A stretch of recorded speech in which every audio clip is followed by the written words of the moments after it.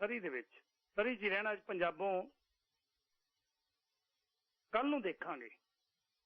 ਮੈਨੂੰ ਲਾਂਬਾ ਵੀ ਮਿਲਿਆ ਸੀ, ਕਹਿੰਦੇ ਬਾਈ ਜੀ ਬਾਹਰ ਤੁਰੇ ਫਿਰਦੇ ਰਹਿੰਦੇ ਹੋ, ਪੰਜਾਬ ਦਾ, ਇੰਗਲੈਂਡ ਦਾ, ਭਾਰਤ ਦਾ ਤੁਹਾਨੂੰ ਸਾਰਾ ਪਤਾ ਹੈ, ਸਰੀ ਦਾ ਪਤਾ ਨਹੀਂ। ਮਹਿਸੂਸ ਕੀਤਾ ਕਿ ਵਾਕਈ ਯਾਰੋ ਭਾਵੇਂ ਮੀਡੀਆ ਦੇ ਵਿੱਚ ਸਾਡੀਆਂ ਅਲੱਗ ਅਲੱਗ ਡਿਊਟੀਆਂ ਨੇ, ਕਿਉਂਕਿ ਜਦੋਂ 1550 AM ਬੈਂਡ ਦੇ ਪ੍ਰੋਗਰਾਮ ਸਵੇਰੇ ਆਰੰਭ ਹੁੰਦੇ ਆ ਤੇ ਯਤਨ ਹੁੰਦਾ ਹੈ ਕਿ ਵੀਕਡੇਜ਼ ਤੋਂ ਲੈ ਕੇ ਵੀਕਐਂਡ ਤੱਕ ਸਥਾਨਕ, ਪੰਜਾਬ, ਰਾਜਨੀਤਿਕ, ਧਾਰਮਿਕ, ਸੱਭਿਆਚਾਰਕ ਹਰ ਗੱਲ ਨੂੰ ਤੁਹਾਡੇ ਨਾਲ ਸਾਂਝਾ ਕੀਤਾ ਜਾਏ। ਮੇਰੀ ਜ਼ਿਆਦਾਤਰ ਡਿਊਟੀ ਸ਼ੁਰੂ ਤੋਂ ਹੀ ਪ੍ਰੋਗਰਾਮਾਂ ਦੇ ਵਿੱਚ ਧਾਰਮਿਕ ਸੰਬੰਧ ਦੇ ਵਿੱਚ, ਧਾਰਮਿਕ ਵਖੇੜੇ ਜਿਹੜੇ ਖਿਲਾਰੇ ਹੋਏ ਨੇ ਉਹਨਾਂ ਸੰਬੰਧੀ ਹੁੰਦੀ ਹੈ। ਪਰ ਕਦੇ ਕਦੇ ਜਦੋਂ ਆਪਣੇ ਭਾਈਆਂ ਨੂੰ ਵੇਖੀਦਾ ਕਿ ਉਹ ਲਗਾਤਾਰ 5 ਦਿਨਾਂ ਤੋਂ ਸਾਡੇ ਕਿਰਤ ਮੰਤਰੀ, ਲੇਬਰ ਮਿਨਿਸਟਰ ਖੇੜੀ ਬੇਂਸ ਦੇ ਦਫ਼ਤਰ ਦੇ ਸਾਹਮਣੇ ਧਰਨਾ ਲਾ ਕੇ ਕੋਈ ਲੋਕ ਬੈਠੇ ਹੈ, ਉਹਦਾ ਕੋਈ ਨਾ ਕੋਈ ਕਾਰਨ ਤਾਂ ਹੋਏਗਾ। ਜਦੋਂ ਇਲੈਕਸ਼ਨਾਂ ਹੁੰਦੀਆਂ ਨੇ ਸਾਡੇ ਵੱਡੀ ਤਾਦਾਦ ਦੇ ਵਿੱਚ ਲੋਕ, ਹੁਣ ਤਾਂ ਪਿਛਲੇ ਵਾਰੀ ਨਵਾਂ ਟ੍ਰੈਂਡ ਹੀ ਚੱਲ ਪਿਆ, ਟਰੱਕਾਂ ਦੇ ਉੱਤੇ ਬੈਨਰ ਲੈ ਕੇ ਗੇੜੇ ਮਾਰਨੇ ਸ਼ੁਰੂ ਹੋ ਗਏ ਸੀ। ਪਰ ਐਤਕੀ ਕਿਹੋ ਜਿਹਾ ਹੋਏਗਾ ਇਹ ਸਾਰਾ ਕੁਝ ਨਿਰਭਰ ਕਰੇਗਾ ਕਿ ਪੰਜਾਬ ਦੇ ਆਏ ਹੋਏ ਜਿਹੜੇ ਭਾਰਤੀ ਮੂਲ ਦੇ ਲੋਕ ਨੇ ਜਾਂ ਪੰਜਾਬੀ ਲੋਕ ਨੇ, ਉਹਨਾਂ ਦੀ ਗੱਲਬਾਤ ਵੀ ਕਿਸੇ ਨੇ ਸੁਣੀ ਹੈ ਕਿ ਨਹੀਂ ਸੁਣੀ। ਬੜਾ ਵੱਡਾ ਇਹ ਤੇ ਨਿਰਭਰ ਕਰੇਗਾ, ਕਿਉਂਕਿ ਹੜਤਾਲਾਂ ਦਾ, ਧਰਨਿਆਂ ਦਾ ਦੌਰ ਜਾਰੀ ਹੈ। ਮੇਰੇ ਨਾਲ ਗਗਨ ਸਿੰਘ ਹੁਣੀ ਸ਼ਾਮਲ ਹੋ ਰਹੇ ਨੇ, ਉਹਨਾਂ ਨਾਲ ਗੱਲਬਾਤ ਕਰਦੇ ਹਾਂ। ਸਦਾ ਗਗਨ ਸਿੰਘ ਜੀ, ਸਾਂਝ ਦੇ ਵਿੱਚ ਦਿਲ ਦੀਆਂ ਗਹਿਰਾਈਆਂ 'ਚ ਸਵਾਗਤ ਹੈ ਜੀ ਤੁਹਾਡਾ। ਸਤਿ ਸ਼੍ਰੀ ਅਕਾਲ ਜੀ, ਸਮਾਂ ਦੇਣ ਲਈ ਸ਼ੁਕਰੀਆ ਜੀ, ਬਹੁਤ ਬਹੁਤ ਧੰਨਵਾਦ। ਸਤਿ ਸ਼੍ਰੀ ਅਕਾਲ ਜੀ। ਗਗਨ ਸਿੰਘ ਜੀ, ਥੋੜ੍ਹਾ ਜਿਹਾ ਦੱਸਿਓ, ਟਰੱਕਰ ਵੀਰਾਂ ਦਾ ਮਾਮਲਾ ਅੱਜ ਤਾਂ ਨਹੀਂ, ਬੜੇ ਲੰਮੇ ਸਮੇਂ ਤੋਂ ਸੁਣਦੇ ਆ ਰਹੇ ਹਾਂ, ਬਹੁਤ ਲੰਬਾ ਸਮਾਂ ਹੋ ਗਿਆ। ਹਰ ਵਰੇ ਕੋਈ ਨਾ ਕੋਈ ਗੱਲਬਾਤ ਹੁੰਦੀ ਹੈ ਕਿ ਕਮਿਸ਼ਨਰ ਨਾਲ ਪੰਗਾ ਪੈ ਗਿਆ। ਉੱਥੇ ਜਦੋਂ ਜਾਈਦਾ ਉੱਥੇ ਬੜੀ ਵੱਡੀ ਮੁਸ਼ਕਲ ਪੈਦਾ ਹੋ ਜਾਂਦੀ ਹੈ ਕਿ ਸਾਡੇ ਨਾਲ ਧੱਕਾ ਹੋ ਰਿਹਾ ਹੈ, ਕਿਸ ਗੱਲ ਦਾ ਧੱਕਾ ਹੋ ਰਿਹਾ, ਮੁਸ਼ਕਲ ਕੀ ਹੈ, ਕਿਉਂ ਨਹੀਂ ਸੋਲਵ ਹੋ ਰਹੀ। ਹਰ ਵਰੇ ਤੁਹਾਨੂੰ ਸੜਕਾਂ ਦੇ ਉੱਤੇ ਟਰੱਕ ਕੱਢਣੇ ਪੈਂਦੇ ਨੇ। ਐਤਕੀ ਤਾਂ ਇਹ ਹੋ ਗਿਆ ਕਿ ਟਰੱਕ ਲਿਆ ਕੇ ਖੜੇ ਕਰਤੇ ਕਿਰਤ ਮੰਤਰੀ ਦੇ ਦਫ਼ਤਰ ਦੇ ਸਾਹਮਣੇ। ਕੀ ਮਾਜਰਾ ਹੈ ਸਾਰਾ ਜੀ? ਦੇਖੋ ਜੀ, ਬਿਲਕੁਲ ਤੁਸੀਂ ਸਹੀ ਕਿਹਾ ਜੀ। ਇਹ ਅੱਜ ਦੀ ਨਹੀਂ ਗੱਲ ਚੱਲਦੀ। ਪਹਿਲਾਂ 1999 ਦੇ ਵਿੱਚ ਸਟ੍ਰਾਈਕ ਹੋਈ, ਫਿਰ 2005 ਦੇ ਵਿੱਚ ਸਟ੍ਰਾਈਕ ਹੋਈ, ਫਿਰ 2014 ਦੇ ਵਿੱਚ ਸਟ੍ਰਾਈਕ ਹੋਈ, ਤੇ ਸਟਿਲ ਇਹ ਚੀਜ਼ 14 ਤੋਂ ਲੈ ਕੇ ਹੁਣ ਤੱਕ ਜੋ ਸਮਝੌਤਾ ਸਰਕਾਰ ਨੇ ਕੀਤਾ ਸੀਗਾ ਵਿਕਟੋਰੀਆ ਦੀ ਪਾਰਲੀਮੈਂਟ ਦੇ ਵਿੱਚ, ਉਹ ਅੱਜ ਤੱਕ ਵੀ ਪੂਰਨ ਤੌਰ ਤੇ ਲਾਗੂ ਨਹੀਂ ਹੋਇਆ। ਤੁਹਾਡੇ ਸਰੋਤਿਆਂ ਨੂੰ ਮੈਂ ਇਹ ਵੀ ਦੱਸਣਾ ਚਾਹੂੰਗਾ ਜ਼ਰੂਰ ਵੀ ਇਹਨੂੰ ਇਸ ਢੰਗ ਨਾਲ ਵੀ ਨਹੀਂ ਲਿਆ ਜਾਣਾ ਚਾਹੀਦਾ ਵੀ ਨਹੀਂ ਇਹ ਤਾਂ ਇੱਕ ਲੜਾਈ ਦਾ ਘਰ ਹੀ ਆ, ਇਹ ਬੰਦਿਆਂ ਨੂੰ ਕੋਈ ਖੁਸ਼ ਨਹੀਂ ਕਰ ਸਕਦਾ। ਪਰ ਹਾਂ, ਇੱਕ ਚੀਜ਼ ਬੜੇ ਫਖਰ ਨਾਲ ਕਹਿੰਦੇ ਆ, ਹੰਕਾਰ ਨਾਲ ਨਹੀਂ, ਫਖਰ ਦੇ ਨਾਲ, ਤੇ ਹਾਂ ਜੇ ਕੋਈ ਹੱਕ ਨਹੀਂ ਮਿਲਦੇ ਤੇ ਗੁਰੂ ਨੂੰ ਹਾਜ਼ਰ ਨਾਜ਼ਰ ਜਾਣ ਕੇ ਉਹ ਹੱਕਾਂ ਦੀ ਲੈਣ ਦੇ ਲਈ ਜਦੋਂ ਕੋਈ ਵੀ ਮੁਜ਼ਾਹਰਾ ਜਾਂ ਕੋਈ ਵੀ ਮੋਰਚਾ ਲਾਉਣਾ ਪੈਂਦਾ, ਉਹਦੇ ਤੋਂ ਸਾਡੇ ਟਰੱਕਾਂ ਵਾਲੇ ਵੀਰ ਕਦੇ ਪਿੱਛੇ ਹਟਦੇ ਨਹੀਂ। ਜਿਹੜਾ ਹੁਣ ਦਾ ਰੌਲਾ ਸੀਗਾ ਉਹ ਸਾਰਿਆਂ ਤੋਂ ਵੱਡੀ ਗੱਲ ਸੀਗੀ ਵੀ 2017 ਦੇ ਵਿੱਚ ਜਦੋਂ ਇਲੈਕਸ਼ਨ ਹੋਈ ਸੀਗੀ ਪ੍ਰੋਵਿੰਸ਼ੀਅਲ, ਉਦੋਂ NDP ਪਾਰਟੀ ਨੇ ਸਾਡੇ ਨਾਲ ਵਾਅਦਾ ਕੀਤਾ ਸੀ ਵੀ ਹਾਂ ਵੀ ਉਹ ਖੁਦ ਮੰਨਦੇ ਸੀਗੇ ਵੀ ਜੋ ਸਮਝੌਤੇ ਦੀਆਂ ਜੋ ਪੁਆਇੰਟ ਲਿਖੇ ਸੀ ਉਹ ਹਾਲੇ ਤੱਕ ਵੀ ਪੂਰਨ ਤੌਰ ਤੇ ਲਾਗੂ ਨਹੀਂ ਹੋਏ। ਤੁਸੀਂ ਦੇਖੋ, ਨਾ ਉਹ 17 ਚ ਹੋਏ ਸੀ ਤੇ ਨਾ ਹੀ ਪੂਰੇ ਤੌਰ ਤੇ ਅੱਜ ਤੱਕ ਵੀ ਲਾਗੂ ਹੋਇਆ ਜੀ। ਪਰ ਉਹਨਾਂ ਸਾਨੂੰ ਇਹ ਜ਼ਰੂਰ ਯਕੀਨ ਦਵਾਇਆ ਸੀਗਾ ਵੀ ਨਹੀਂ ਵੀ ਇਹ ਤੁਹਾਡੇ ਜਿਹੜੀਆਂ ਮੇਨ ਪ੍ਰੋਬਲਮ ਜਿਹੜੀ ਆਫ ਟਾਕ ਆ, ਅਸੀਂ ਉਹਦੇ ਤੇ ਕੰਮ ਕਰਾਂਗੇ। 17 ਦੇ ਵਿੱਚ ਇਲੈਕਸ਼ਨ ਹੋਈ, 18 ਮਾਰਚ 6 2018 ਨੂੰ ਕਮਿਸ਼ਨਰ ਨੇ ਬੁਲੇਟਿਨ ਕੱਢ ਦਿੱਤਾ ਜਿਹਦੇ ਵਿੱਚ ਉਹਨੇ ਕਲੀਅਰਲੀ ਕਹਿਤਾ ਵੀ ਹਾਂ ਵੀ ਕਿਉਂਕਿ ਇੰਡਸਟਰੀ ਲੈਜਿਸਲੇਟਡ ਹੈ, ਜਿਵੇਂ ਟੈਕਸੀ ਆ, ਬਈ ਜਿਹੜੇ ਵੀ ਕੋਈ ਵੀ ਮੂਵ ਆ ਜਿਹੜੀ ਇਸ ਇੰਡਸਟਰੀ ਨਾਲ ਰਿਲੇਟਡ ਸਿੱਧੇ ਜਾਂ ਸਿੱਧੇ ਤੌਰ ਤੇ ਉਹ ਸਿਰਫ ਲਾਇਸੈਂਸਡ ਟਰੱਕ ਹੀ ਕਰਨਗੇ ਤੇ ਜਿਹੜਾ ਉਹਨਾਂ ਨੂੰ ਰੇਟ ਆਫ ਪੇਮੈਂਟ ਆ ਉਹ ਲਾਇਸੈਂਸ ਟਰੱਕਾਂ ਵਾਲਾ ਹੀ ਪੇ ਹੋਊਗਾ। ਸੋ 18 ਦੇ ਵਿੱਚ ਜਿਹੜਾ ਨੋਟਿਸ ਕੱਢਿਆ ਆ ਕਮਿਸ਼ਨਰ ਵੱਲੋਂ ਅੱਜ ਤੱਕ ਵੀ ਉਹ ਪੂਰੇ ਤੌਰ ਤੇ ਲਾਗੂ ਨਹੀਂ ਹੋਇਆ। ਸੋ ਕਹਿਣ ਤੋਂ ਭਾਵ ਆ ਵੀ ਇੱਕ ਪੋਲੀਟੀਕਲ ਦਬਾਅ ਥੱਲੇ ਕਹਿ ਲਓ ਜਾਂ ਬਗੈਰ ਕਿਸੇ ਗਿਣਤੀ ਮਿਣਤੀ ਤੋਂ ਇੱਕ ਬੁਲੇਟਿਨ ਦਾ ਕੱਢ ਦਿੱਤਾ, ਪਰ ਉਹਦੇ ਤੇ ਕੋਈ ਐਕਸ਼ਨ ਨਹੀਂ ਹੋਇਆ। ਜਾਂ ਇਹਨੂੰ ਸਿੱਧੇ ਲਫ਼ਜ਼ਾਂ 'ਚ ਕਹਾਂ, ਬੰਦੂਕ ਤਾਂ ਦਿਖਾੜ ਦਿੱਤੀ ਪਰ ਉਹ ਬੰਦੂਕ ਖਾਲੀ ਆ, ਉਹਦੇ ਵਿੱਚ ਕੋਈ ਐਮੂਨੀਸ਼ਨ ਨੀਗਾ, ਉਹਦੇ ਵਿੱਚ ਕੋਈ ਗੋਲੀ ਨਹੀਂ। ਉਹ ਦੇਖਣ ਨੂੰ ਹੀ ਸਿਰਫ ਲੱਗਦੀ ਪਲਾਸਟਿਕ ਦੀ ਵੀ ਇਹ ਬੰਦੂਕ ਆ। ਉਹ ਚੀਜ਼ ਨੂੰ ਹੁਣ ਜਦੋਂ ਪੂਰਨ ਤੌਰ ਤੇ ਲਾਗੂ ਕਰਨ ਦੇ ਲਈ ਜਦੋਂ ਕਿਹਾ, ਉਹਦੇ 'ਚ ਕਾਨੂੰਨੀ ਖਾਮੀਆਂ ਸੀਗੀਆਂ, ਉਹ ਸਰਕਾਰ ਵੱਲੋਂ ਵੀ ਨਹੀਂ ਪੂਰੀਆਂ ਕੀਤੀਆਂ ਗਈਆਂ, ਕਮਿਸ਼ਨਰ ਵੱਲੋਂ ਵੀ ਨਹੀਂ ਪੂਰੀਆਂ ਕੀਤੀਆਂ ਗਈਆਂ। 18 ਤੋਂ ਅਸੀਂ 19 ਚ ਦੇਖਿਆ, ਫਿਰ ਸਾਡੀਆਂ ਗੱਲਾਂ ਬਾਤਾਂ 2013 ਤੋਂ ਲੈ ਕੇ ਹੁਣ ਤੱਕ 1000 ਤੋਂ ਉੱਪਰ ਅਸੀਂ ਈਮੇਲਸ ਕਰ ਚੁੱਕੇ ਹਾਂ ਆਲ ਟੂਗੈਦਰ, ਚਾਹੇ ਉਹ ਫੈਡਰਲ ਨੂੰ ਕੀਤੀਆਂ ਚਾਹੇ ਉਹ ਪ੍ਰੋਵਿੰਸ ਨੂੰ ਕੀਤੀਆਂ। 1000 ਈਮੇਲਸ ਪੰਜਾਬੀਆਂ ਦੇ ਕਿਸੇ ਗਰੁੱਪ ਤੋਂ, ਮੈਨੂੰ ਨਹੀਂ ਲੱਗਦਾ ਕਿਸੇ ਵੀ ਗਰੁੱਪ ਨੇ 1000 ਈਮੇਲਸ ਕਿਤੇ ਕੀਤੀਆਂ ਹੋਣਗੀਆਂ ਆਪਣੇ ਹੱਕਾਂ ਨੂੰ ਲੈਣ ਦੀ ਖਾਤਰ। ਇਹ ਸਿੱਧਾ ਹੀ ਕੋਈ ਜਿਹੜੀ ਇਹ ਨਹੀਂ ਲੱਗਿਆ ਵੀ ਸਿੱਧੇ ਹੀ ਟਰੱਕ ਲਿਜਾ ਕੇ ਕਿਰਤ ਮੰਤਰੀ ਦੇ ਦਫ਼ਤਰ ਦੇ ਬਾਹਰ ਖੜੇ ਕਰ ਦਿੱਤੇ।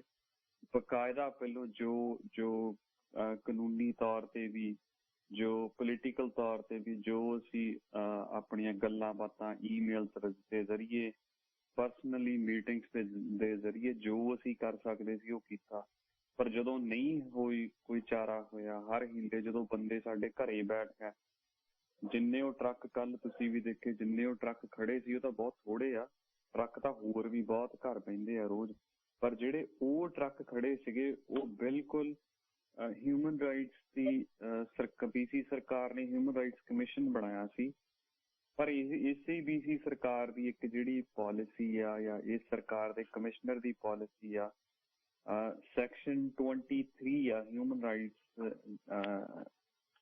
ਡੈਕਲਾਰੇਸ਼ਨ ਦਾ, ਜਿਹਦੇ ਹਿਸਾਬ ਦੇ ਨਾਲ ਕੋਈ ਵੀ ਬੰਦਾ ਜਾਂ ਬੀਬੀ ਜਾਂ ਬੱਚਾ ਆਪਣੀ ਮਨਮਰਜ਼ੀ ਦੇ ਨਾਲ ਕਿਸੇ ਵੀ ਜਗ੍ਹਾ ਕੰਮ ਕਰ ਸਕਦਾ। ਜੇ ਇਹਨੂੰ ਐਗਜ਼ੈਕਟ ਫਰੇਜ਼ ਜੇ ਤੁਸੀਂ ਕਹੋ ਅੰਗਰੇਜ਼ੀ 'ਚ ਮੈਂ ਪੜ੍ਹ ਦਿੰਦਾ, ਉਹ ਹੈਗਾ everyone has the right to work, to free choice of employment, to just and favorable conditions of work and protection against employment। ਪਰ ਜਿਹੜੇ ਉਹ ਟਰੱਕਰਸ ਨਾਲ ਕੀ ਹੋ ਰਿਹਾ, ਉਹਨਾਂ ਨੂੰ ਕਮਿਸ਼ਨਰ ਤੋਂ ਅਪਰੂਵਲ ਲੈਣੀ ਪੈ ਰਹੀ ਆ ਵੀ ਨਹੀਂ ਮੈਂ ਜੀ ਆਹ ਕੰਪਨੀ 'ਚ ਚਲਾ ਜਾਵਾਂ, ਤੇ ਕਮਿਸ਼ਨਰ ਕੀ ਕਰ ਰਿਹਾ, ਉਹ ਜਿਹੜੀਆਂ ਕੰਪਨੀਆਂ ਦੇ ਨਾਲ ਉਹਦੀ ਬਣਦੀ ਆ ਜਾਂ ਜਿਹੜੀਆਂ ਕੰਪਨੀਆਂ ਦੇ ਨਾਲ ਕੋਈ ਵੱਡੇ ਬਿਜ਼ਨਸਮੈਨ ਜਾਂ ਸ਼ਾਇਦ ਰੱਬ ਜਾਣੇ ਕੀ ਉਹਨਾਂ ਨੂੰ ਫਾਇਦਾ ਹੁੰਦਾ ਹੋਊਗਾ, ਮੈਂ ਓਪਨ ਤੌਰ ਤੇ ਨਹੀਂ ਕਹਿੰਦਾ, ਪਰ ਉਹਨਾਂ ਕੰਪਨੀਆਂ ਨੂੰ ਜ਼ਿਆਦਾ ਪ੍ਰਮੋਟ ਕਰਨ ਦਾ, ਉਹਨਾਂ ਨੂੰ ਉਸ ਜਗ੍ਹਾ ਤੇ ਉਹ ਧੱਕੇ ਨਾਲ ਭੇਜ ਰਿਹਾ। ਜੀ ਭਾਈ। ਓਕੇ, ਇੱਕ ਮਿੰਟ ਇੱਥੇ ਥੋੜਾ ਜਿਹਾ ਰੁਕਿਓ। ਇਹਦਾ ਮਤਲਬ ਹੈ ਵੀ ਇੰਨਾ ਲੰਮਾ ਸਮਾਂ ਹੋ ਰਿਹਾ ਹੈ ਜਿਹੜਾ ਇਹ ਧੱਕਾ ਚੱਲ ਰਿਹਾ ਹੈ, ਇੰਨੀਆਂ ਈਮੇਲ ਤੁਹਾਡੇ ਵੱਲੋਂ ਗਈਆਂ ਨੇ, ਰਿਸਪੌਂਸ ਕੀ ਮਿਲਿਆ ਅੱਗੇ, ਇਹ ਥੋੜਾ ਜਿਹਾ ਦੱਸੋ, ਫਿਰ ਉਸ ਤੋਂ ਗਾਂ ਗੱਲ ਤੁਰਦੀ ਹੈ। ਕੋਈ ਸਰਕਾਰ ਵੱਲੋਂ, ਕੋਈ ਮਿਨਿਸਟਰੀ ਵੱਲੋਂ ਰਿਸਪੌਂਸ ਮਿਲਿਆ? ਜਦੋਂ ਵੀ ਅਸੀਂ ਈਮੇਲ ਕਰਦੇ ਹਾਂ ਨਾ ਜੀ, ਰਿਸਪੌਂਸ ਹਰ ਵਾਰੀ ਆਉਂਦਾ ਜੀ ਕੁਛ ਨਾ ਕੁਛ, ਪਰ ਉਹ ਰਿਸਪੌਂਸ ਕੋਈ ਸਿੱਧੇ ਤੌਰ ਤੇ ਨਹੀਂ ਹੁੰਦਾ। ਜਿਹੜੀ ਸਿੱਧੇ ਪੰਜਾਬੀ ਭਾਸ਼ਾ 'ਚ ਕਹਾਂ ਤਾਂ ਉਹ ਲੱਕੜ ਦਾ ਮੁੰਡਾ ਹਰ ਵਾਰੀ ਦੇ ਦਿੰਦਾ, ਤੁਸੀਂ ਆਹ ਜੀ ਅਸੀਂ ਏਦਾਂ ਕਰਦੇ ਹਾਂ, ਆਹ ਏਦਾਂ ਕਰਦੇ ਹਾਂ। ਹਾਲਾਂਕਿ ਅਸੀਂ ਉਹਨਾਂ ਨੂੰ ਬਹੁਤ ਵਾਰੀ ਇਹ ਗੱਲ ਕਹੀ, ਜੇ ਮੰਨ ਲਓ ਜਾਂ ਆਫ ਡਾਕ ਦੀ ਜੇ ਆਪਾਂ ਗੱਲ ਕਰੀਏ, ਤੁਸੀਂ ਸੋਚ ਕੇ ਹੈਰਾਨ ਹੋਵੋਗੇ। ਲੈਟਸ ਸੇ ਫੋਰ ਐਗਜ਼ਾਮਪਲ, ਮੈਂ ਟੈਕਸੀ ਦੀ ਦੁਬਾਰਾ ਐਗਜ਼ਾਮਪਲ ਦਊਂਗਾ।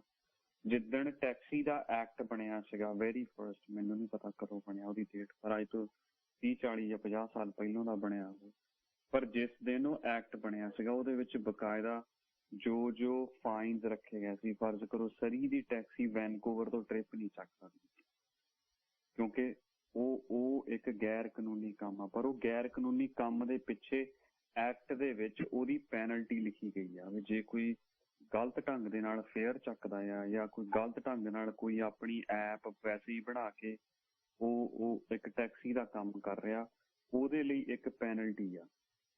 ਪਰ ਇਸ ਟਰੱਕਿੰਗ ਕਮਿਸ਼ਨਰ ਨੇ ਕੋਈ ਵੀ ਇਹੋ ਜਿਹੀ ਪੈਨਲਟੀ ਨਹੀਂ ਰੱਖੀ ਵੀ ਜੇ ਕੋਈ ਬੰਦਾ ਗਲਤ ਢੰਗ ਦੇ ਨਾਲ ਅੱਧੇ ਪੈਸਿਆਂ ਦੇ ਵਿੱਚ ਕੋਈ ਕੰਮ ਕਰਦਾ, ਉਹਨੂੰ ਪੈਨਲਟੀ ਕੀ ਹੋਊਗੀ ਲੈਜਿਸਲੇਟਿਡ ਇੰਡਸਟਰੀ ਦੇ। ਓਕੇ, ਮੈਂ ਪਹਿਲਾਂ ਤੁਹਾਡਾ ਪ੍ਰੋਗਰਾਮ ਸੁਣਦਾ ਸੀ, ਡਰਾਈਵਾਲ ਵਾਲਿਆਂ ਦੀ ਤੁਸੀਂ ਗੱਲ ਕਰਦੇ ਸੀ ਵੀ ਉਹ ਰੇਟ ਸਿੱਟੀ ਜਾਂਦੇ ਆ।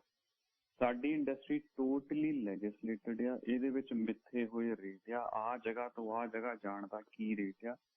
ਪਰ ਅਗੇਨ ਪ੍ਰੋਬਲਮ ਇਹ ਹੈ ਜੀ, ਐਕਟ ਦੇ ਵਿੱਚ ਰੇਟ ਤਾਂ ਕਰ ਦਿੱਤੇ, ਪਰ ਰੇਟ ਨੂੰ ਜੇ ਕੋਈ ਤੋੜਦਾ ਆ ਉਹਦੇ ਲਈ ਕੋਈ ਇਹੋ ਜਿਹਾ ਕੋਈ ਪੁਆਇੰਟ ਨਹੀਂ ਰੱਖਿਆ। ਉਹ ਐਕਸ਼ਨ ਦੇ ਲਈ ਅਸੀਂ 2018 ਤੋਂ ਜਦੋਂ ਵੀ ਅਸੀਂ ਗੱਲ ਕਰਦੇ ਹਾਂ ਉਹ ਕਹਿੰਦੇ ਜੀ ਤੁਹਾਡੇ ਕਮਿਸ਼ਨਰ ਨੇ ਤੁਹਾਡੇ ਕੋਲੋਂ ਹੁਣ ਰੈਕਮੈਂਡੇਸ਼ਨ ਮੰਗੀਆਂ।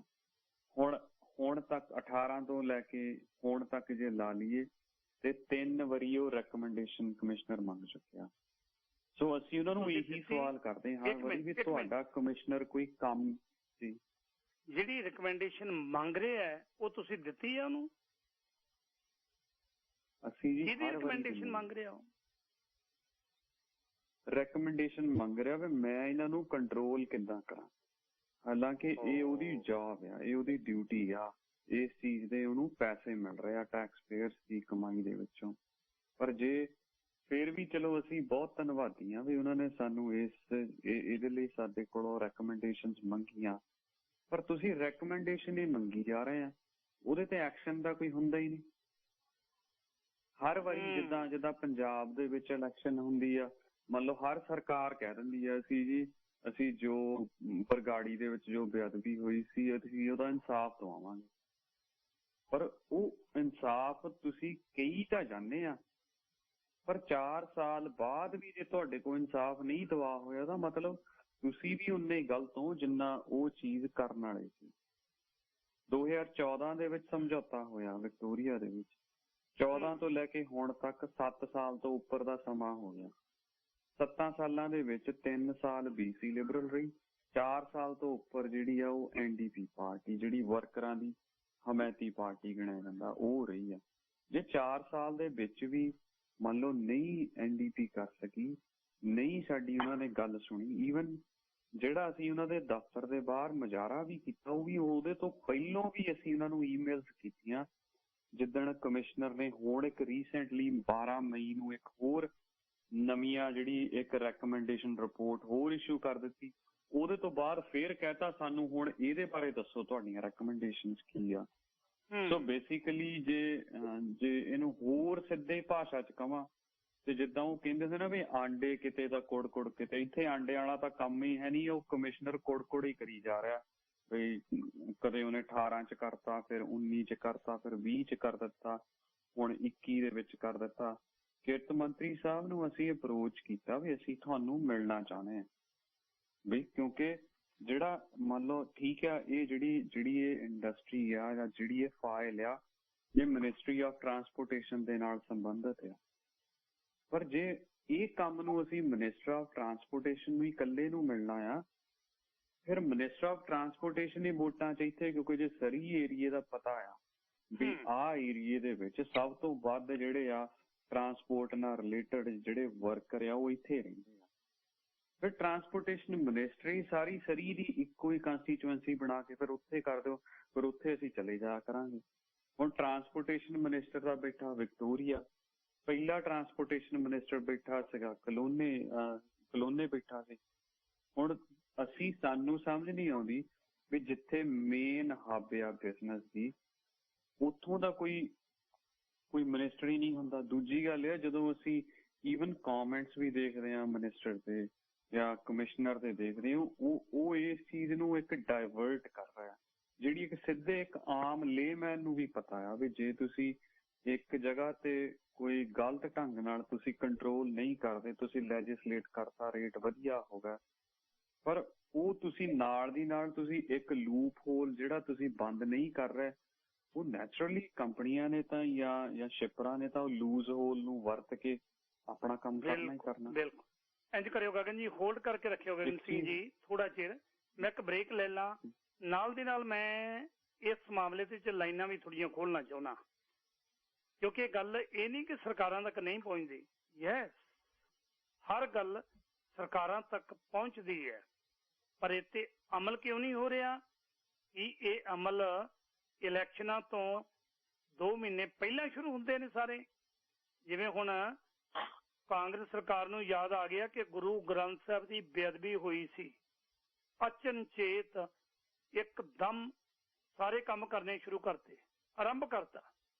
ਕਿਤੇ ਇਹੀ ਹਾਲ ਸਾਡੀ ਰਾਜਨੀਤੀ ਦਾ, ਪੰਜਾਬ ਵਾਲੀ ਦਾ, ਸਰੀ ਦੇ ਵਿੱਚ ਤਾਂ ਨਹੀਂ, ਸਰੀ ਦੂਜਾ ਪੰਜਾਬ ਹੈ, ਦੂਜਾ ਪੰਜਾਬ ਹੈ।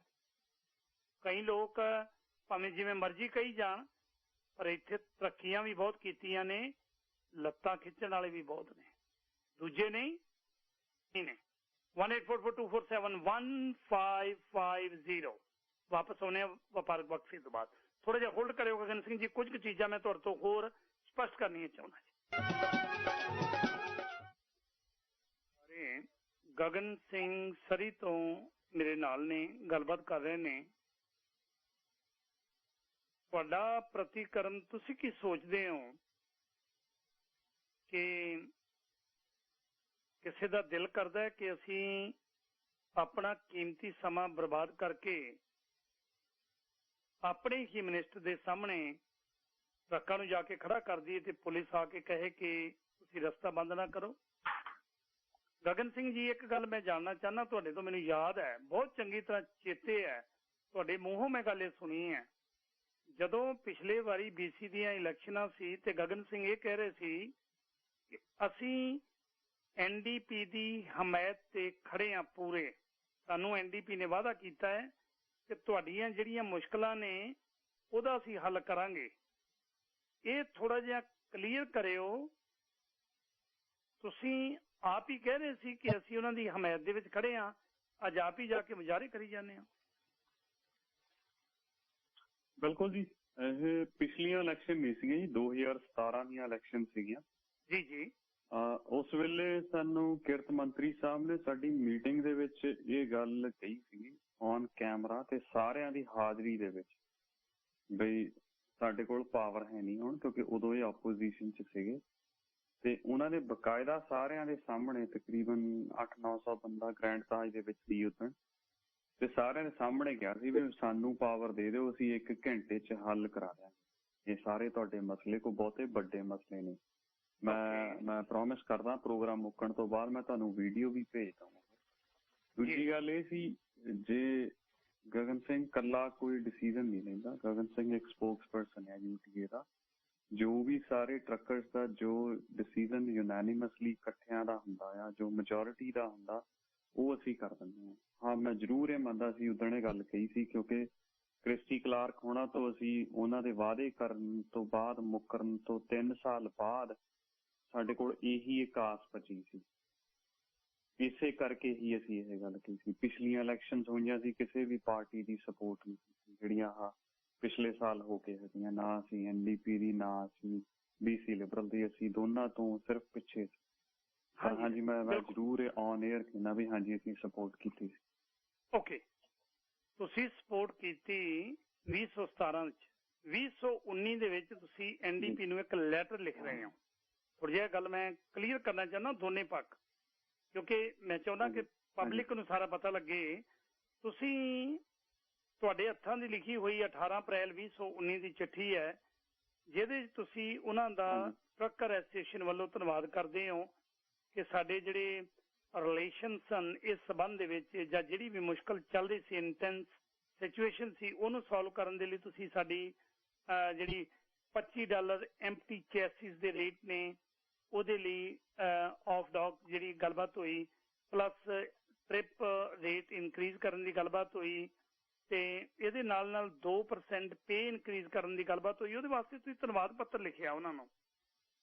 ਹੁਣ ਧੰਨਵਾਦ ਕਰਨ ਦੇ ਬਾਵਜੂਦ ਵੀ ਜੇ ਸਾਰੇ ਮਸਲੇ ਤੁਹਾਡੇ ਹੱਲ ਹੋ ਗਏ ਨੇ, ਹੁਣ ਪ੍ਰੋਬਲਮ ਫਿਰ ਕਿੱਥੇ ਖੜ ਗਈ?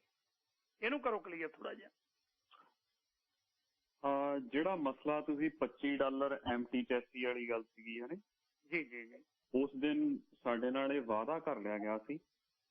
ਓਕੇ, ਤਰੀਕ ਮਿੱਥ ਲਈ ਸੀ, ਕਿਉਂਕਿ ਸਾਨੂੰ ਪਤਾ ਸੀਗਾ ਜਿੰਨਾ ਚਿਰ ਅਸੀਂ ਤਰੀਕ ਨਹੀਂ ਮਿੱਥਦੇ ਉਹਨਾਂ ਚਿਰ ਇਹਨਾਂ ਦਾ ਪਤਾ ਕੋਈ ਨਹੀਂ ਹੁੰਦਾ ਵੀ ਕਿਹੜੀ ਚੀਜ਼ ਲਾਗੂ ਹੋਣੀ ਜਾਂ ਨਹੀਂ ਹੋਣੀ, ਲੰਮ ਲੇਟ ਹੋ ਜਾਣੀ। ਬਿਲਕੁਲ ਬਿਲਕੁਲ। ਪਰ ਤੁਸੀਂ ਮੈਨੂੰ ਰਹਿਣ ਦਿਓ, ਕਿਸੇ ਵੀ ਟਰੱਕਰ ਨੂੰ ਜਿਹੜਾ ਓਨਰ ਆਪਰੇਟਰ, ਉਹਨੂੰ ਪੁੱਛ ਕੇ ਦੇਖਿਓ ਵੀ ਕੀ ਜੋ $25 ਲਾਉਣ ਲਈ ਵਾਅਦਾ ਹੋਇਆ ਸੀ, $25 ਉਸੇ ਢੰਗ ਨਾਲ ਲੱਗੇ ਜਾਂ ਕਿਸੇ ਹੋਰ ਢੰਗ ਨਾਲ। ਓਕੇ, ਉਹਦੇ ਤੋਂ ਵੀ ਇਹ ਮੁੱਕਰ ਗਏ। ਜੋ ਸਾਡੇ ਨਾਲ ਗੱਲ ਕੀਤੀ ਸੀ ਨਾ ਜੀ $25 ਏਦਾਂ ਲੱਗਣੇ ਸੀ, ਉਹਨੂੰ ਇੱਕ ਵੱਖਰੇ ਢੰਗ ਨਾਲ ਲਾਇਆ ਗਿਆ। ਤੇ ਮੈਂ ਬਕਾਇਦਾ ਤੁਹਾਡੇ ਨਾਲ ਤਾਂ ਕਦੇ ਨਹੀਂ ਸੀ ਹੋਈ ਗੱਲ ਉਦੋਂ ਇਸ ਟੌਪਿਕ ਬਾਰੇ, ਬਕਾਇਦਾ ਇੱਕ ਹੋਰ ਰੇਡੀਓ ਸਟੇਸ਼ਨ ਤੇ, ਜੇ ਕਹੋ ਤਾਂ ਮੈਂ ਨਾਮ ਵੀ ਲੈ ਦਿੰਦਾ, ਬਕਾਇਦਾ ਔਨ ਏਅਰ ਮੈਂ ਜਾ ਕੇ ਕਿਹਾ ਸੀ ਵੀ ਨੋ, ਇਹਨਾਂ ਨੇ ਸਾਡੇ ਨਾਲ ਵਿਸ਼ਵਾਸਘਾਤ ਕੀਤਾ। ਇਹ ਜੋ ਸਾਡੇ ਨਾਲ ਪ੍ਰੋਮਿਸ ਕੀਤਾ ਸੀ ਉਸ ਢੰਗ ਦੇ ਨਾਲ ਇਹਨਾਂ ਨੇ ਨਹੀਂ ਲਾਗੂ ਕੀਤਾ। ਕਿਉਂਕਿ ਉਹਨਾਂ ਨੇ ਜਿਹੜੀ ਮੈਂ ਇੱਥੇ ਰੁਕਦਾ, 18 ਅਪ੍ਰੈਲ ਦੀ ਤੁਹਾਡੀ ਚਿੱਠੀ ਸੀ, ਇਹਨਾਂ ਨੇ ਕਿਹਾ ਸੀ ਕਿ 1 ਜੁਲਾਈ 2019 ਤੋਂ ਅਸੀਂ ਇੱਥੇ ਇੰਪਲੀਮੈਂਟ ਕਰਾਂਗੇ। ਇੰਪਲੀਮੈਂਟ ਹੋਇਆ? ਨਹੀਂ ਹੋਇਆ ਜੀ, ਉਸ ਢੰਗ ਨਾਲ ਨਹੀਂ ਹੋਇਆ ਜੋ ਸਾਡੇ ਨਾਲ ਵਾਅਦਾ ਕੀਤਾ ਸੀ। ਓਕੇ। ਟ੍ਰਿਪ ਦੇ ਰੇਟ ਇਨਕਰੀਜ਼ ਕੀਤੇ ਇਹਨਾਂ ਨੇ? ਟ੍ਰਿਪ ਦੇ ਰੇਟ 2% ਜ਼ਰੂਰ ਇਨਕਰੀਜ਼ ਕੀਤੇ, ਪਰ ਉਹ 2% ਜੇ ਤੁਸੀਂ ਦੇਖੋ ਓਨਰ ਆਪਰੇਟਰ ਦੇ ਲਈ ਉਹ ਇੱਕ ਨਾ ਮਾਤਰ ਹੁੰਦਾ। ਜਿਹੜੇ ਬੰਦੇ ਨੂੰ ਮੰਨ ਲਓ $110 ਮਿਲਦੇ ਸੀਗੇ, ਜੇ ਉਹਨੂੰ 110 ਦੀ ਜਗ੍ਹਾ ਤੇ 112 ਮਿਲ ਗਏ, ਤੇ ਟ੍ਰਿਪ ਉਹਨੇ ਮਹੀਨੇ ਦੇ ਵਿੱਚ ਸਿਰਫ ਅੱਜ ਦੀ ਡੇਟ ਦੇ ਵਿੱਚ ਕਈ ਵੀਰ ਏਦਾਂ ਦੇ ਆ ਜਿਹੜੇ ਮਹੀਨੇ ਦੇ ਵਿੱਚ 40 ਟ੍ਰਿਪ ਲਾਉਂਦੇ ਆ ਸਿਰਫ। ਸੋ ਟ੍ਰਿਪ ਲੱਗੇ 40, 2% ਦੇ ਨਾਲ ਜਾਂ $2 ਦੇ ਨਾਲ ਫਰਕ ਪੈ ਗਿਆ ਜੀ, $80 ਵੱਧ ਗਿਆ ਤੁਹਾਡੇ ਸਾਰੇ ਟੋਟਲ। ਪਰ ਜਿਹੜੇ ਤੁਹਾਡੇ ਖਰਚੇ ਆ ਉਹਦੇ ਤੋਂ ਤਾਂ ਉਹ ਕਿਤੇ ਜ਼ਿਆਦਾ ਵੱਧ ਗਏ। ਸੋ ਦੂਜੀ ਗੱਲ ਇਹ ਆ, ਇਹ ਸਿਰਫ ਇੱਕ ਕਿਤਾਬੀ ਗੱਲਾਂ ਹੁੰਦੀਆਂ ਵੀ ਹਾਂ ਤੁਹਾਡੀ 2% ਇਨਕਰੀਜ਼ ਹੋ ਗਈ। ਅਖੀਰ ਮਸਲਾ ਤਾਂ ਉਸ ਜਗ੍ਹਾ ਤੇ ਆ ਕੇ ਖੜਾ ਆ ਜਿਹੜਾ ਤੁਸੀਂ ਆਫ ਡਾਕ ਨੂੰ ਬੰਦ ਨਹੀਂ ਕੀਤਾ। ਬੰਦਿਆਂ ਦੇ 80 ਕੰਟੇਨਰਾਂ ਤੋਂ 40 ਰਹਿ ਗਏ ਤੁਹਾਡੀ ਨਲਾਇਕੀ ਦੇ ਕਰਕੇ, ਤੇ 40 ਦੇ ਤੁਸੀਂ ਕਹਿ ਰਹੇ ਅਸੀਂ 2% ਇਨਕਰੀਜ਼ ਦੇਤੀ। ਹੁਣ ਤੁਸੀਂ ਦੱਸੋ ਵੀ ਉਹ 2% ਇਨਕਰੀਜ਼ ਨਾਲੋਂ ਜੇ ਬੰਦਾ 80 ਕੰਟੇਨਰ ਪੂਰੇ ਮਹੀਨੇ ਚ ਲਾਵੇ, 40 ਨਾ ਲਾਵੇ, ਤੁਸੀਂ ਦੱਸੋ ਵੀ ਉਹ ਇਨਕਰੀਜ਼ ਦਾ ਫਾਇਦਾ ਆ ਜਾਂ ਨੁਕਸਾਨ ਆ? ਓਕੇ, ਹੁਣ ਗੱਲ ਕਲੀਅਰ ਹੋ ਗਈ ਨਾ ਬਿਲਕੁਲ। ਕਿਉਂਕਿ ਜਿਹੜੀ ਕਮਿਟਮੈਂਟ ਕੀਤੀ ਸੀ, ਜਿਹਦੇ ਬਾਰੇ ਤੁਸੀਂ ਧੰਨਵਾਦ ਕੀਤਾ ਸੀ, ਉਸ ਕਮਿਟਮੈਂਟ ਦੇ ਉੱਤੇ ਖਰੇ ਨਹੀਂ ਉਤਰੇ, ਇਸ ਕਰਕੇ ਤੁਹਾਨੂੰ ਦੁਬਾਰਾ ਫਿਰ ਸੜਕਾਂ ਦੇ ਉੱਤੇ ਉਤਰਨਾ ਪਿਆ। ਹੁਣ ਕੋਈ ਨੈਗੋਸ਼ੀਏਸ਼ਨ ਦੀ ਗੱਲਬਾਤ ਥੋੜੀ ਬਹੁਤ ਚੱਲ ਰਹੀ ਹੈ ਕਿ ਨਹੀਂ ਚੱਲ ਰਹੀ? ਹੁਣ ਹਾਲੇ ਤੱਕ ਵੀ ਅਗੇਨ ਗੱਲ ਉੱਥੇ ਦੀ ਉੱਥੇ ਖੜੀ ਆ ਵੀ ਅਸੀਂ ਸਿਰਫ ਇਹੀ ਕਹਿ ਰਹੇ ਹਾਂ ਵੀ ਜੋ ਕਮਿਸ਼ਨਰ ਨੇ ਮਾਰਚ 6, 2018 ਨੂੰ ਇੱਕ ਨੋਟਿਸ ਕੱਢਿਆ ਸੀ, ਮੈਂ ਬਕਾਇਦਾ ਉਹ ਬਹੁਤਾ ਵੱਡਾ ਨਹੀਂ ਛੋਟਾ ਜਿਹਾ, ਜੇ ਮੈਂ ਪੜ੍ਹ ਹੀ ਦਿੰਦਾ ਨੋਟਿਸ ਐਗਜ਼ੈਕਟਲੀ ਉਹਦੀ ਵਰਡਿੰਗ ਕੀ ਆ। ਉਹਨੇ ਇਹ ਲਿਖਿਆ, this bulletin is a reminder to all container trucking services license holders that the off-dock movement of containers attracts a regulated off-dock rate which must be paid by all license holders. License holders must also use tagged trucks for all on and off-dock work. ਸੋ ਜਿਹੜਾ ਇਹ 6 March 2018 ਵਾਲਾ ਜਿਹੜਾ bulletin issue ਹੋਇਆ ਸੀ, ਇਹ ਤਾਂ ਅੱਜ ਤੱਕ ਵੀ ਨਹੀਂ ਲਾਗੂ ਹੋਇਆ, ਹਾਲੇ ਤੱਕ ਵੀ ਨਹੀਂ ਹੋਇਆ। ਓਕੇ, 18 ਤੋਂ ਲੈ ਕੇ ਹੁਣ 3 ਸਾਲ ਆ। ਉਹ ਕਹਿ ਰਹੇ, ਹਾਂਜੀ, ਉਹ ਇਹ ਕਹਿ ਰਹੇ ਆ ਵੀ ਨਹੀਂ ਜੀ, ਉਹ 2018 ਚ ਤਾਂ ਇਹ ਕਹਿਤਾ ਵੀ ਨਹੀਂ ਤੁਸੀਂ ਸਿਰਫ ਲਾਇਸੈਂਸਡ ਟਰੱਕ ਜਿਹੜੇ ਉਹੀ ਵਰਤ ਸਕਦੇ ਆ।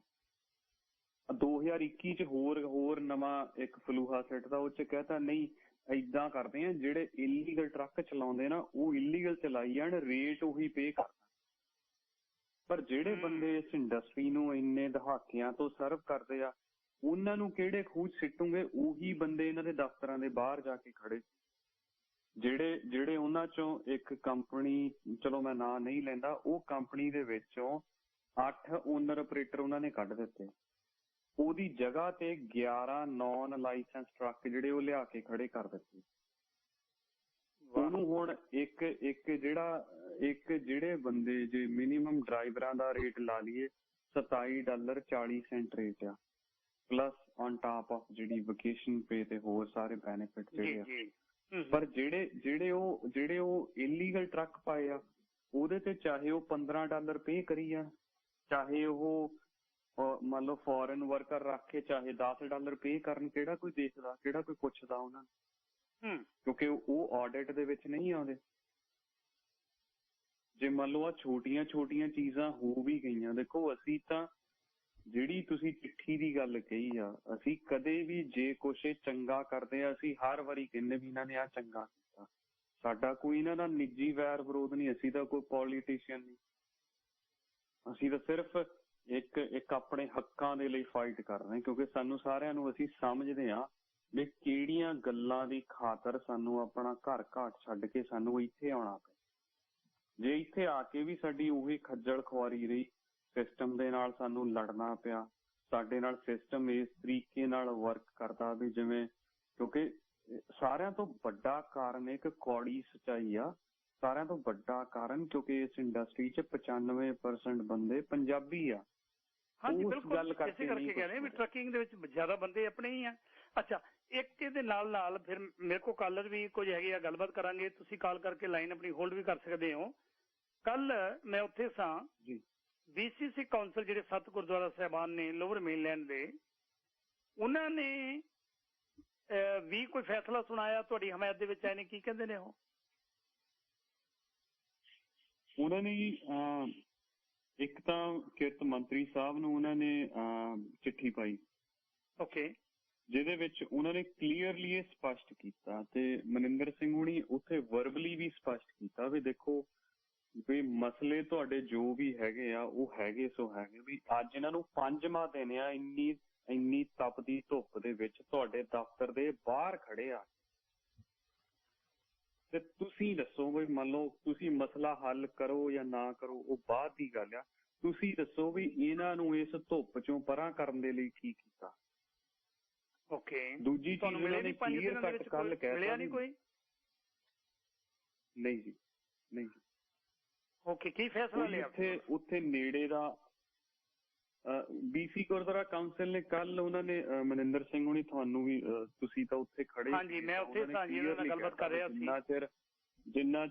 ਜਿੰਨਾ ਚਿਰ ਸਰਕਾਰ ਕੋਈ ਇਹਨਾਂ ਇਸ਼ੂਜ਼ ਦੇ ਉੱਪਰ ਕੋਈ ਨਹੀਂ ਸੀਰੀਅਸ ਕੋਈ ਐਕਸ਼ਨ ਲੈਂਦੀ ਜਾਂ ਨਹੀਂ ਹੱਲ ਕਰਦੀ, ਉਨੀ ਦੇਰ ਤੱਕ ਇਹਨਾਂ ਨੂੰ ਗੁਰਦੁਆਰਾ BC ਸਿੱਖ ਕਾਉਂਸਲ ਦੇ ਗੁਰਦੁਆਰਾ ਸਾਹਿਬ ਦੀਆਂ ਸਟੇਜਿਸ ਤੋਂ ਬੈਨ ਕੀਤਾ ਜੀ, NDP ਪਾਰਟੀ। ਵਾਹ, ਓਕੇ, ਇੰਜ ਕਰਿਓ ਜੀ, ਹੋਲਡ ਕਰਿਓ ਥੋੜਾ ਚਿਰ, ਮੈਂ ਜੇ ਸਮਾਂ ਤੁਹਾਡਾ ਦੇ ਸਕੋ। ਹੋਰ ਕੁਝ ਕਾਲਰ ਮੇਰੇ ਨਾਲ ਨੇ, ਉਹਨਾਂ ਨਾਲ ਗੱਲਬਾਤ ਕਰਦੇ ਹਾਂ। 184424715550 ਵਪਾਰਕ ਵਕਫਾ ਆਖਰੀ ਲੈ ਲਈਏ ਤੇ ਉਸ ਤੋਂ ਬਾਅਦ ਤੁਹਾਡੀਆਂ ਮੈਂ ਕਾਲਸ ਲੈ ਰਿਹਾ ਨਾਲ ਦੀ ਨਾਲ। ਸਿੰਘ ਜੀ, ਤੁਹਾਡੇ ਲਈ ਲਾਸਟ ਸਵਾਲ ਤੇ ਬਾਅਦ ਦੇ ਵਿੱਚ ਸਾਰੇ ਕਾਲਰਾਂ ਨਾਲ ਮੈਂ ਗੱਲਬਾਤ ਤੁਹਾਨੂੰ ਜਾਣ ਦਿਆਂਗਾ ਕਿ ਕਾਫੀ ਰੁੱਝੇ ਹੋ। ਥੋੜਾ ਜਿਹਾ ਦੱਸੋ ਜੀ, ਮੇਰੀ ਤੁਹਾਡੇ ਨਾਲ ਕੱਲ ਗੱਲਬਾਤ ਹੋਣ ਤੋਂ ਬਾਅਦ ਜਿਹੜੇ ਸਾਡੇ ਕਿਰਤ ਮੰਤਰੀ ਨੇ ਹਰਬੰਸ, ਉਹਨਾਂ ਨਾਲ ਗੱਲਬਾਤ ਹੋਈ ਕਿ ਇਸ ਮੁਸ਼ਕਲ ਨੂੰ ਹੱਲ ਕਰਨ ਦੀ ਜਿਹੜੀ ਮੁਸ਼ਕਲ ਕਿੱਥੇ ਆ ਰਹੀ ਹੈ, ਕਿਉਂ ਨਹੀਂ ਕਰ ਰਹੇ। ਉਹ ਕਹਿਣ ਲੱਗੇ ਵੀ ਇਹ ਮਹਿਕਮਾ ਮੇਰੇ ਅੰਡਰ ਨਹੀਂ ਆਉਂਦਾ, ਇਹ ਟਰਾਂਸਪੋਰਟ ਮੰਤਰੀ ਦੇ ਅੱਗੇ ਉਹਦੇ ਚ ਆਉਂਦਾ ਹੈ। ਮੈਂ ਉਹਨਾਂ ਨਾਲ ਗੱਲਬਾਤ ਕਰ ਰਿਹਾ ਟਰਾਂਸਪੋਰਟ ਮੰਤਰੀ ਨਾਲ ਕਿ ਇਹਨੂੰ ਕਿਸੇ ਨਾ ਕਿਸੇ ਤਰੀਕੇ ਨਾਲ ਸੈਟਲ ਕੀਤਾ ਜਾਵੇ। ਫਿਰ ਕਿਰਤ ਮੰਤਰੀ ਦੇ ਦਫ਼ਤਰ ਦੇ ਸਾਹਮਣੇ ਹੀ ਧਰਨਾ ਕਿਉਂ? ਇਹ ਸਵਾਲ ਹੈ। ਦੇਖੋ, ਜਿਹੜਾ ਤੁਸੀਂ ਕਿਹਾ ਸੀ ਨਾ ਵੀ ਅਸੀਂ NDP ਪਾਰਟੀ ਦੀ ਸਪੋਰਟ ਕੀਤੀ ਸੀ ਜੀ, ਤੇ ਅਸੀਂ ਆਫੀਸ਼ੀਅਲੀ ਆਪਣੀ ਸਟੇਜ ਤੋਂ ਅਨਾਉਂਸ ਕੀਤਾ ਸੀ 2017 ਦੇ ਵਿੱਚ। ਹਾਂਜੀ, ਤੇ ਉਹ ਹੈਰੀ ਬੈਂਸ ਸਾਹਿਬ ਉਦਣ ਕਿਰਤ ਮੰਤਰੀ ਨਹੀਂ ਸੀ, ਉਦਣ MLA ਸੀਗੇ। ਉਦਣ ਉਹਨਾਂ ਨੇ ਸਾਡੀ ਮੀਟਿੰਗ ਦੇ ਵਿੱਚ ਆ ਕੇ ਕਿਹਾ ਸੀ ਵੀ ਜੇ ਜਿੱਦਣ ਸਾਡੀ ਸਰਕਾਰ ਬਣ ਗਈ ਸਾਰੇ ਮਸਲੇ 1 ਘੰਟੇ 'ਚ ਹੱਲ ਹੋ ਜਾਣ। ਵੱਡੀ ਗੱਲ ਇਹ, ਅਸੀਂ ਪੰਜਾਬ ਦੇ ਰਾਜਨੀਤਿਕਾਂ ਦੀ ਗੱਲ ਕਰਦੇ ਹਾਂ ਵੀ ਸਾਨੂੰ ਉਹ ਐਵੇਂ ਬੇਹੁਦਾ ਗੱਲਾਂ ਮਾਰ ਕੇ ਸਾਨੂੰ ਉਹ ਬੁੱਧੂ ਬਣਾਈ ਜਾ ਰਿਹਾ। ਪਰ ਇੱਥੇ ਕੈਨੇਡਾ 'ਚ ਵੀ ਇਹੀ ਸੇਮ ਚੀਜ਼ ਆ। ਜਿਨ੍ਹਾਂ ਨੇ ਸਾਡੇ ਨਾਲ ਪ੍ਰੋਮਿਸ ਕੀਤਾ ਸੀ, ਜਗਰੂ ਬਰਾੜ ਹੋਣੀ ਉਦਣ ਇਲੈਕਟਡ ਨਹੀਂ ਸੀ, ਉਹ ਨਹੀਂ ਸੀ ਇਹ ਗੱਲ ਕਹਿਣ। ਜਿੰਨੀ ਸਿਮਸ ਇਲੈਕਟਡ ਨਹੀਂ ਸੀ, ਉਹਨਾਂ ਨੇ ਨਹੀਂ ਸੀ ਇਹ ਗੱਲ ਕਹੀ।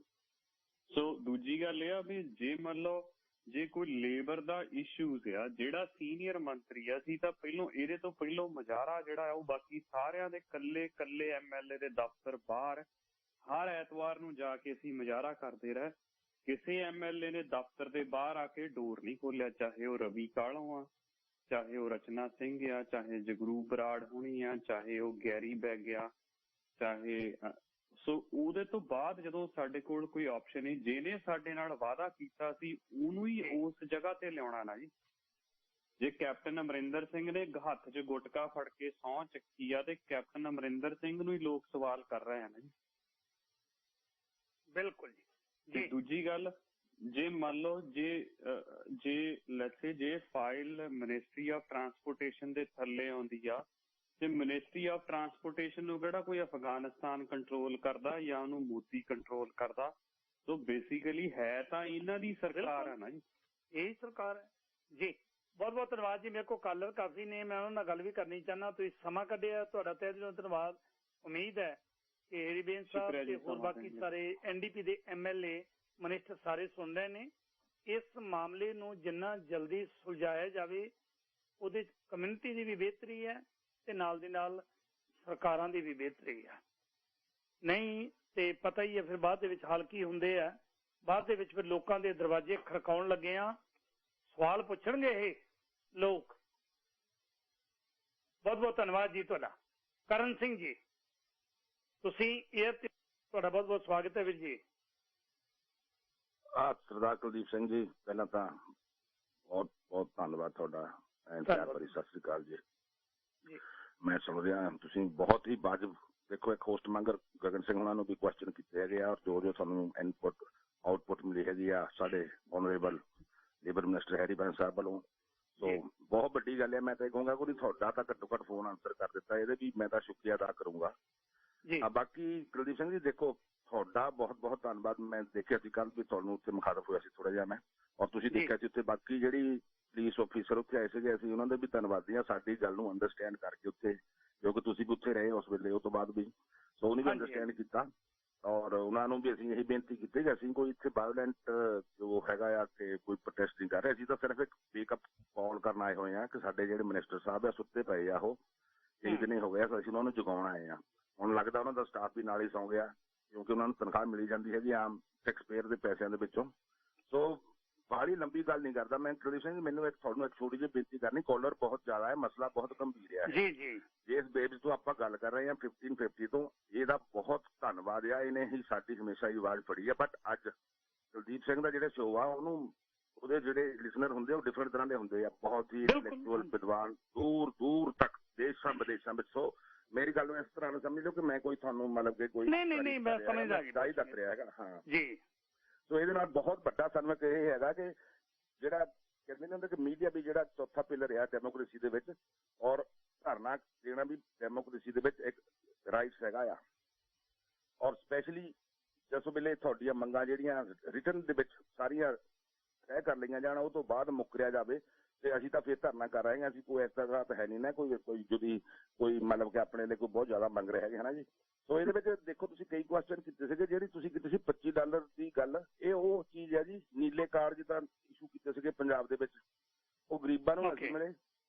ਉਹ ਜਿਹੜੇ ਨਾ ਕੋਲਿਆਂ ਵਾਲੇ ਸੀਗੇ, ਹੁਣ ਤੁਸੀਂ ਸਮਝਦੇ ਹੋਣੇ ਆ, ਬਹੁਤ ਚੰਗੀ ਤਰ੍ਹਾਂ ਨੀਲੇ ਕਾਰਡ ਮਿਲ ਗਏ ਸੀ। ਹਾਂਜੀ ਹਾਂਜੀ, ਬਸ ਸਮਝ ਗਿਆ ਜੀ, ਇਸ਼ਾਰਾ ਬਹੁਤ ਹੈ ਤੁਹਾਡਾ।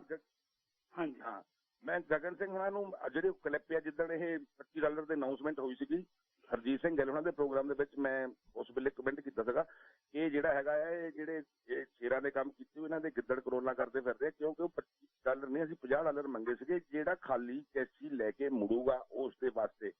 ਬਟ ਜਿਹੜੇ ਮੋਹਰੇ ਚੌਧਰੀ ਸੀਗੇ, ਜਿਹੜੇ ਖਾਲੀ ਚਾਸੀ ਖਿੱਚਦੇ ਨਹੀਂ, ਉਹਨਾਂ ਨੇ ਕੀਤਾ ਜੀ ਨਹੀਂ 25-25 ਦੋਨਾਂ ਪਾਸਿਆਂ ਤੇ ਕਰ ਦੋ, ਮਤਲਬ ਕਿ ਕੰਟੇਨਰ ਦੇ ਨਾਲ ਹੀ ਜੋੜ ਦੋ $25 ਰੇਟ ਦੇ ਨਾਲ ਹੀ ਕੰਟੇਨਰ ਜਿਹੜਾ ਲੈ ਕੇ ਜਾਣਾ ਤੇ ਜਿਹੜਾ ਲੈ ਕੇ ਆਉਣਾ, ਉਹ 50 ਉਹਨਾਂ ਨੂੰ ਮਿਲਣ ਲੱਗ ਪਏ। ਜਿਹੜਾ ਗਰੀਬ ਮੇਰੇ ਵਰਗਾ ਜਾਂਦਾ ਸੀ ਉਹਦੇ ਪੱਲੇ 25 ਦੇ 25 ਰਹਿ ਗਏ। ਬਹੁਤ ਬਹੁਤ ਧੰਨਵਾਦ ਵੀਰ ਜੀ, ਮੇਰੇ ਕੋਲ ਕਾਲਰ ਬਹੁਤ ਜ਼ਿਆਦਾ ਨੇ, ਮੈਂ ਚਾਹੁੰਦਾ ਕਿ ਸਾਰਿਆਂ ਨੂੰ ਮੈਂ ਸਮਾਂ ਦਿਆਂ। ਬਹੁਤ ਧੰਨਵਾਦ, ਯਤਨ ਹੈ ਸਾਡਾ ਜੀ। ਹਾਂਜੀ ਸਿੰਘ, ਬੇਨਤੀ ਹੈ ਥੋੜਾ ਸਮਾਂ ਵਧਾ ਦਿਓ ਪ੍ਰੋਗਰਾਮ ਦਾ ਪਲੀਜ਼। ਕਾਲਰ ਨਹੀਂ, ਪ੍ਰੋਗਰਾਮ ਅਸੀਂ ਅਗਲੇ 11 ਵਜੇ ਦੂਸਰੇ ਹੋਸਟ ਆਉਂਦੇ ਆ, ਸ਼ਾਇਦ ਉਹ ਨਾਲ ਕੰਟੀਨਿਊ ਕਰ ਰਹੇ ਹਨ। ਤੁਹਾਡਾ ਬਹੁਤ ਬਹੁਤ ਧੰਨਵਾਦ ਜੀ, ਕਾਲ ਕੀਤੀ ਹੈ, ਸਾਡੀਆਂ ਸ਼ੁਭ ਇੱਛਾਵਾਂ। ਇਹ ਕੰਜ ਕਰਦੇ ਹਾਂ ਜੀ। ਸਰਦਾਰ ਬਲਜਿੰਦਰ ਸਿੰਘ ਜੀ, ਤੁਸੀਂ ਤੁਹਾਡਾ ਬਹੁਤ ਬਹੁਤ ਸਵਾਗਤ ਹੈ ਵੀਰ ਜੀ। ਹਾਂਜੀ ਕੁਲਦੀਪ ਭਾਜੀ, ਗੱਲਾਂ ਤਾਂ ਬਹੁਤ ਆ। ਜਿਹੜੇ 25 ਵਾਲੀ ਗੱਲ ਮੈਂ ਕਰ ਦਿੰਦਾ ਪਹਿਲਾਂ ਹੀ, ਜਿਹੜੀ 25 ਲਾਈ ਨਾ, ਇਹ ਲਾਈ ਸੀ ਚੈਸੀ ਸਾਨੂੰ ਲੈ ਕੇ ਨਾ ਜਾਣੀ ਪਵੇ, ਕੰਟੇਨਰ ਲੈ ਕੇ ਜਾਈਏ, ਮੇਨ ਮਕਸਦ ਇਹ ਸੀਗਾ। 25 ਵਾਲਾ ਕਲੀਅਰ ਏਦਾਂ ਕਰਦੇ ਆ। ਉਹ ਜਿਹੜੇ ਹੁਣ ਜਿੱਦਾਂ ਆਹ ਕਾਰਨ ਵੀ ਹੈਗੇ ਆ ਨਾ ਮੂਹਰੇ, ਉਹ ਜਿਹੜੇ ਕੜਾਮ ਚੌਧਰੀ ਮੂਹਰੇ ਸਨਿਊਰਟੀ ਵਾਲੇ ਸੀਗੇ, ਉਹ ਕੈਨ ਵੀ ਲੈ ਜਾਂਦੇ ਆ ਤੇ 25 ਵੀ ਨਾਲ ਲੈ ਜਾਂਦੇ ਆ।